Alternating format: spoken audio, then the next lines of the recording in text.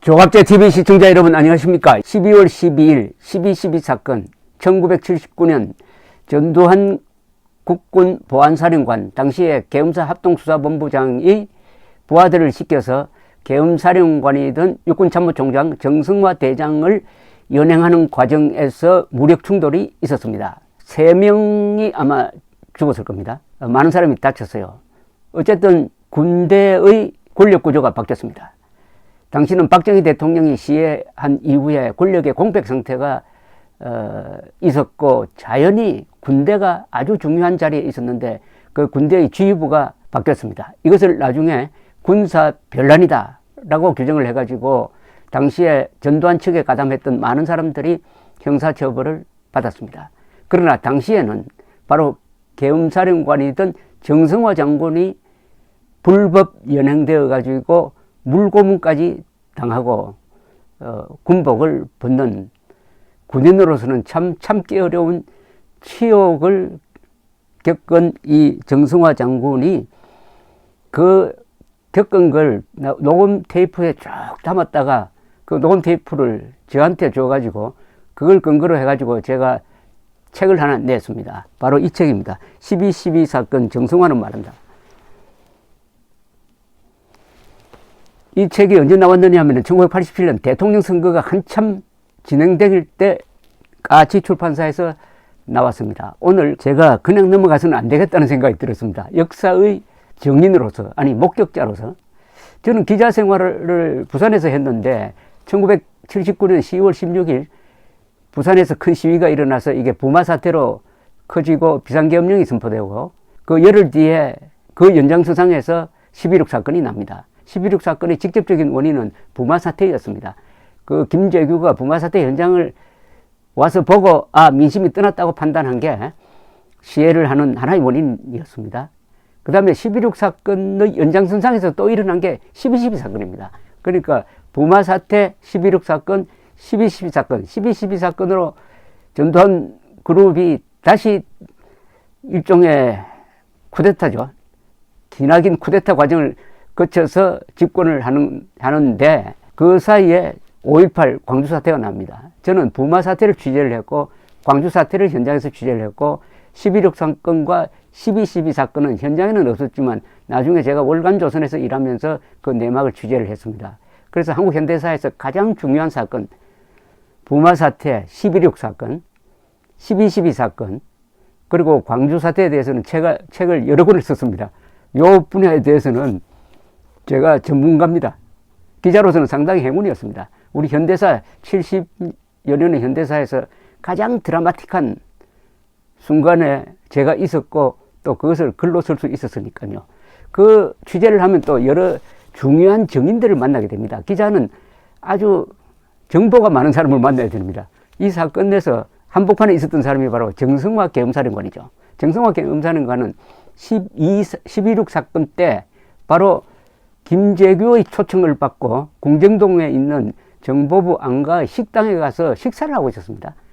바로 그 옆에 있는 건물에서 김재규가 박정희 대통령을 시해하고 헐레벌떡 달려와 가지고 정승화, 영문을 모르는 정승화 육군참모총장과 함께 차를 타고 차중에서 어디로 갈 것이냐고 했을 때 정승화 장군이 6번으로 갑시다. 육군본부로 갑시다.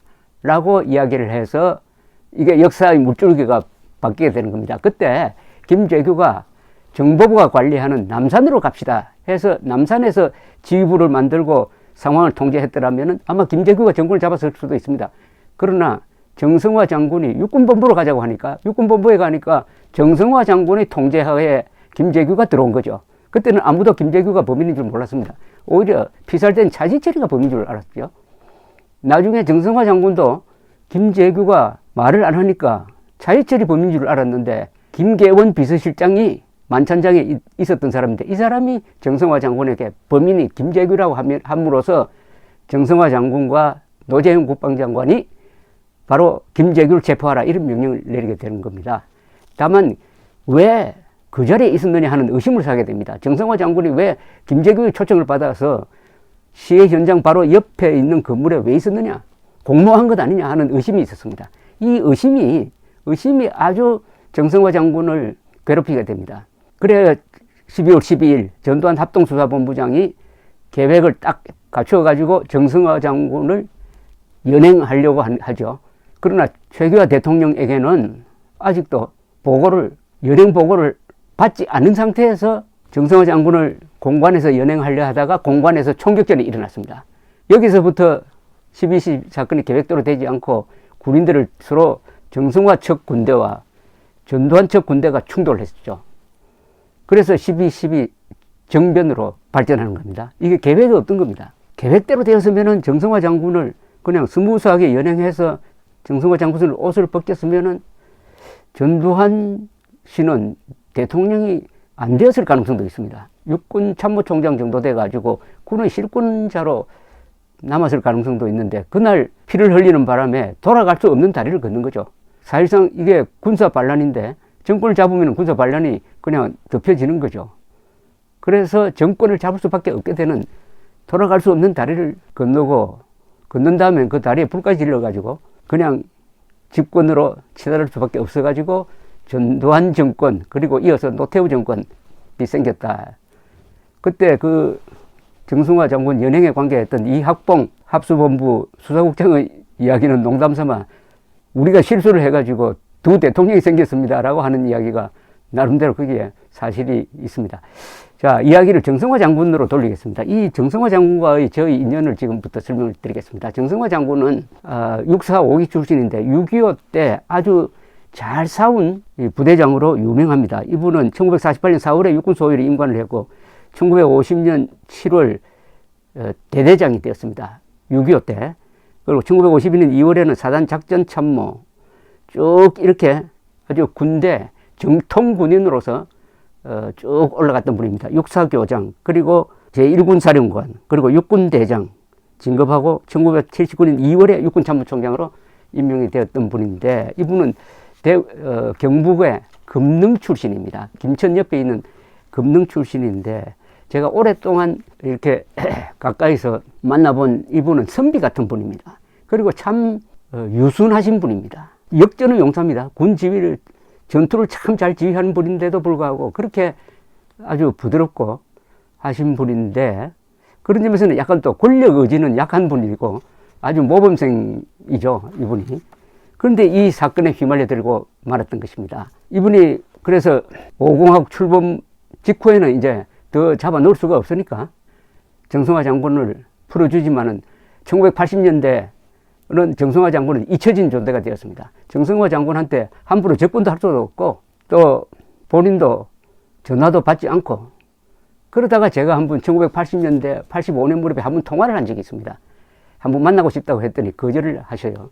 그러다가 1987년에 많은 상황이 달라집니다. 1987년 6월사 때 6.29 선언으로 해서 이제 민주화가 이루어지고 민주화로 가는 이제 문이 열리고 개헌에 의해서 삼김씨, 김종필, 김대중, 김영삼 그리고 노태우 출마하는 대통령 선거가 예정되고 있는 이런 상황에서 정치 상황이 변하니까 정성화 장군이 제가 월간조선 기자로 있던 저와 인터뷰를 하게 됩니다. 이건 역사적인 인터뷰입니다.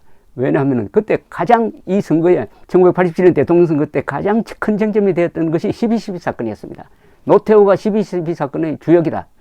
그리고 김영삼, 김대중 두 사람은 군정을 종식시켜야 된다 하니까 가장 큰 쟁점이 12.12 사건에서 노태우 당시는 무슨 역할을 했느냐 이게 쟁점이었어요. 그럴 때 정성화 장군을 제가 인터뷰를 하고 정성화 장군의 이야기가 처음으로 대중들한테 공개가 되고 그러니까 또 김영삼 후보 측에서 정성화 장군을 모셔가지고 그 당의 통일민주당이죠. 통일민주당의 부총재로 모셨습니다. 부총재가 이분이 이제 정치인이 되었습니다. 물론 나중에 국회의원 이런 건 하지 않았습니다. 그렇게 한 이유는 자기가 당한 것을 꼭 정언으로 남기겠다 하는 일종의 의무감, 복수심이 있었다고 봅니다. 자, 월간조선 인터뷰는 1987년 9월로에 실렸습니다. 많이 팔렸습니다. 그때 월간조선 87년 9월로가 한 40만 부를 찍었습니다. 그 다음에 인터뷰를 하고 난 다음에 정성화 장군이 제가 자주 그 집에 찾아갔습니다. 저 강남 아파트 저 대치동에 계셨는데 가니까 그동안 모아놓았던 녹음 테이프, 요만한 아주 작은 녹음 테이프가 있습니다. 녹음 테이프 한 몇십 개를 저한테 주시는 것이었습니다. 이거 가지고 책을 하나 만들어 달라는 겁니다. 보니까 이분이 억울하게 구속되고 고문받고 계급장 다 떼고 해서 강등도 되고 풀려났기는 했지만 얼마나 스트레스를 받았겠습니까? 그 몇 년 동안 자신이 겪은 걸 쭉 녹음을 해 놓은 거예요. 그래서 그것을 풀어서 만든 책이 12.12 사건 정승환은 말한다 입니다. 이게 선거 기간 중에 나왔습니다. 꽤 팔렸습니다. 이 녹음 테이프를 들으니까 이분의 여러 이야기 중에 제가 가장 머리에 남는 게 있습니다. 12월 12일 한남동에 있는 공관에서 연행이 됩니다. 연행하는 과정에서 총격전이 벌어집니다. 합동수사본부 수사관들에게 연행이 되어가지고 수사실로 끌려갑니다. 끌려가서 이분이 현역대장입니다. 아직도 현역대장이에요. 어떤 처우를 받느냐. 거기서 정성화 장군은 물고문을 당했다고 증언을 했습니다. 구타를 당했다고 증언을 했습니다. 아니 생각해 보십시오. 현역대장입니다. 계엄사령관입니다. 구타하고 한 사람들은 아마 제가 짐작하기로는 보안사의 수사 담당 준이라든지 상사라든지 이런 사람이었을 것입니다. 그 사람이 계급장 다 떼버리고 옷을 벗겨놓고 물고문을 했다는 겁니다. 물고문을 당하면서 정성화 장군이 내가 왜 6.25 때 죽지 않고 이렇게 수모를 당하느냐라는 생각을 하고 기절을 했다는 이야기가 그 녹음 테이프에 적혀 있었습니다. 제가 그걸 들으면서 이야 이거 전두환 그룹이 언젠가는 이 보복을 당하겠구나, 여기에 대해서 천벌을 받겠구나 하는 느낌을 그때 제가 가졌습니다. 그 뒤에 저는 전두환, 지금 잘 아시겠지만 전두환, 노태우 두 대통령에 대해서 대통령으로서의 두 사람의 아주 저는 높게 평가하는 사람입니다. 역사적으로 전두환, 노태우 높게 평가받습니다. 그러나 1987년 기자로서 그 리얼타임에 느꼈던 바로 솔직한 감정은 정성화 장군 같은 이런 양반 같은 군인, 그야말로 전투밖에 모르는 이런 군인을 정치 군인 집단이 데려가서 고문을 해, 물고문을 해, 언젠가는 천벌을 받겠구나 하는 생각이 그 순간 들었습니다. 그 뒤에 결국 김영삼 대통령이 등장해가지고 5.18 특별법 만들어가지고 전두환, 노태우 두 전직 대통령을 구속했습니다. 저는 분명히 말씀드리지만 그때는 반대했습니다. 제가 기사를 쓰기도 하고 정성화 장군한테도 이야기를 했습니다. 이거는 역사에서 정리를 해야지 이걸 사법적으로 처리하면은 한국 역사가 뒤집어진다라고 했던 기억도 생생합니다. 그래서 오늘은 그 대목을 제가 소개를 해드리겠습니다. 이 고문받은 이야기 부분인데, 그 전후는 너무 기니까 생략하고, 정성화 장군이 공관에서 이제 말하면 납치가 된 겁니다. 왜냐하면 그때 상관인 최규하 대통령이 연행을 결재하지 않았죠. 그러니까 이게 결국은 전두환과 12.12 사건 관련자를 감옥으로 보내는 가장 큰 원인이었습니다. 이렇게 녹음이 되어 있었습니다. 정성화 장군의 육성증언입니다. 12월 12일 저녁에 일어났던 일은 생각하면 생각할수록 후회스럽다. 내 평생에 이 순간처럼 기민하게 대처하지 못하고 그렇게 큰 과오를 범한 적이 없다. 그러니까 경호를 제대로 하지 않아가지고 자기가 보안사에 납치된 것을 매우 후회했습니다. 그러면서 이렇게 썼습니다. 간단한 외출 때 내가 잘 입는 콤비를 입은 채로 끌려온 나는 사복 차림의 30, 40대로 보이는 두 수사관과 함께 이제 수사실의 나무 테이블을 사이에 두고 마주 앉았다.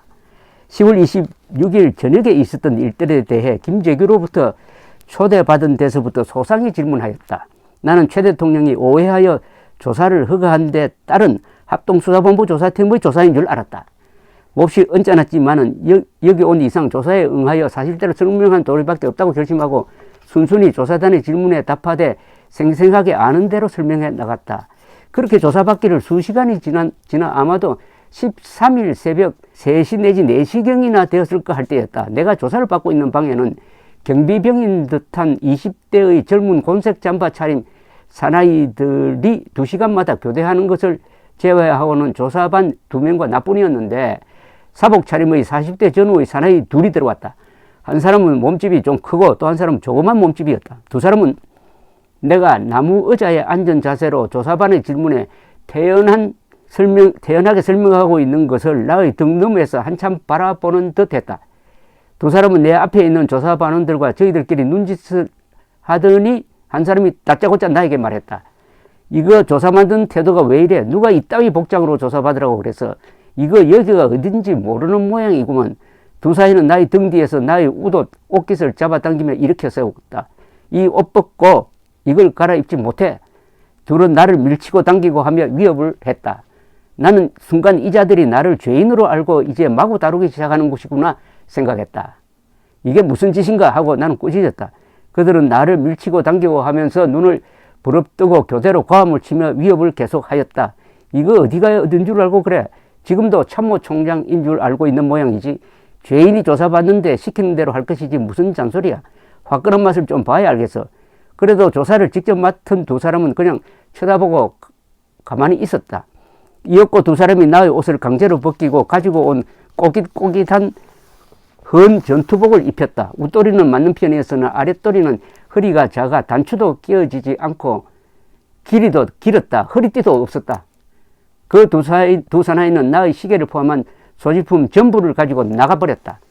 그리고 나서 조사관 두 명은 다시 조사를 시작하여 새벽녘까지 일단 끝을 내는 듯 했다.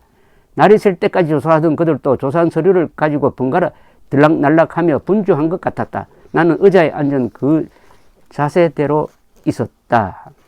다음 날인 그러니까 12월 13일 아침 7시 30분쯤 병사로 보이는 사복 차림의 청년이 오그라진 알루미늄 식기 둘에 각각 담은 국과 밥을 알루미늄 쟁반에 받쳐 가져와서는 내가 조사받던 책상 위에 놓고 갔다. 조사받는 중 한 반원이 나더러 아침 식사이니 먹으라는 것이다. 나는 별로 먹고 싶은 생각이 없었지만은 수저를 들어 조금 먹고 쟁반을 물렸다. 오전 9시경이나 되었을 무렵에 건장한 두 사내가 들어오더니 빨리 나가자는 것이었다. 그들은 양쪽에 나의 손목을 각각 잡고 꼼짝 못하게 하고 데리고 나갔다. 내가 갇혀있던 건물 옆에 창고 같은 건물이 있었다. 2층으로 끌고 가더니 어느 방에 들어가는데 그 방이 보기에 고문하는 방인가 싶었다.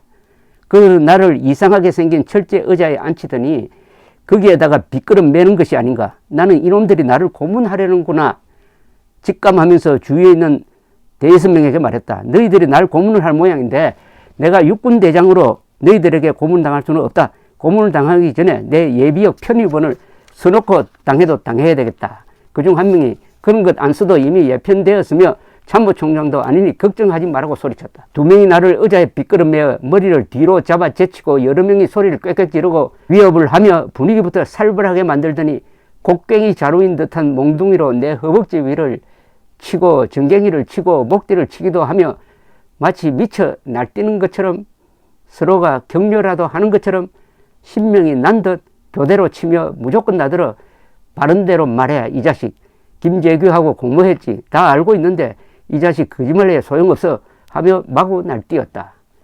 그러한 고문은 견딜 수 있었으나 머리를 제끼고 얼굴에 물수건을 씌운 다음 주전자 물을 계속 얼굴 위에다가 들이붓는 것은 참으로 견디기 어려웠다. 숨을 코로 쉴 수 없어 입으로 쉬니 물이 목구멍을 막아 물을 먹는 순간 그때마다 약간씩 숨을 쉬게 되어 한참 당하니 정신이 빠져나가는 것 같았다.